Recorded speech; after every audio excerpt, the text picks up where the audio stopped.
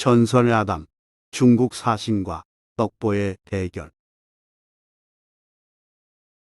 옛날 중국에서 조선으로 사신을 보내며 유학 및 우주에 관한 철학적 지식을 대결하고 싶다고 전해왔습니다. 조정에서는 대신 중 한 명에게 그 임무를 맡기려 했으나 아무도 나서지 않았습니다. 평소에 철학 운운하며 잘난 척하던 사람들은 괜히 나섰다가 망신당할까 싶어서 모두 입을 다물었습니다.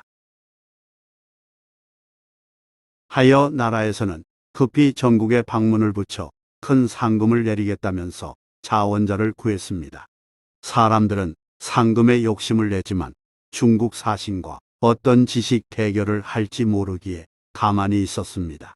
그때 떡을 무척 좋아하는 떡보가 방문 앞에 모인 사람들에게 다가가서 무슨 일이냐고 물었습니다.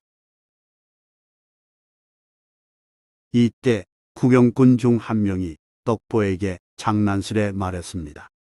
중국 사신과 대결해서 이기면 나라에서 맛있는 떡을 아주 많이 주겠노라는 내용이네.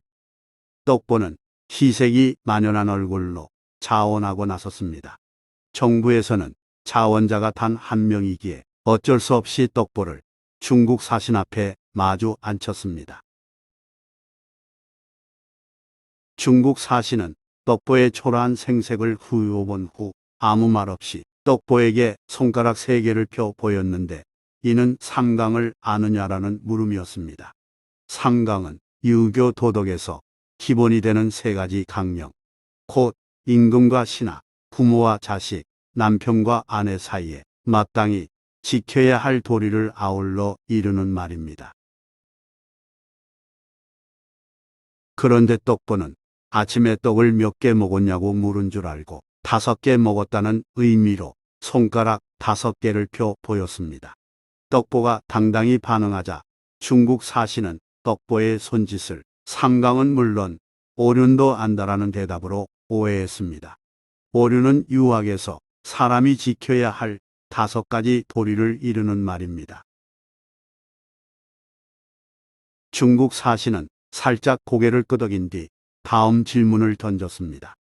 사신은 오른손으로 엄지와 검지를 붙여 동그라미를 만들어 보였습니다. 그걸 본 떡보는 동그란 떡을 먹었느냐라고 물은 걸로 생각하고 네모난 절편을 먹었다는 뜻에서 두 손으로 네모를 만들어 보였습니다.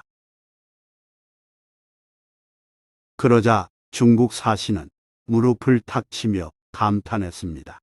자신이 우주는 동그랗다라고 손짓으로 표현한 데 대해 떡보가 땅은 네모나게 생겼다라고 대답한 것으로 오해했기 때문입니다. 당시에는 우주는 동그랗지만 대지는 평평하고 네모나다라는 사상이 지배적이었기에 떡보의 대답이 철학적으로 해석된 것입니다. 엽전으로 불린 노쇠로 만든 동전이 네모난 구멍 있는 원형인 이유도 바로 여기에 있습니다. 다시 말해 해동통보, 상평통보 같은 화폐는 둥근 우주와 네모난 땅을 표현한 것입니다. 그러하기에 중국 사신은 떡보의 철학적 지식에 대해 칭찬했고 조선 정부는 떡보에게 큰 상금을 내렸다고 합니다.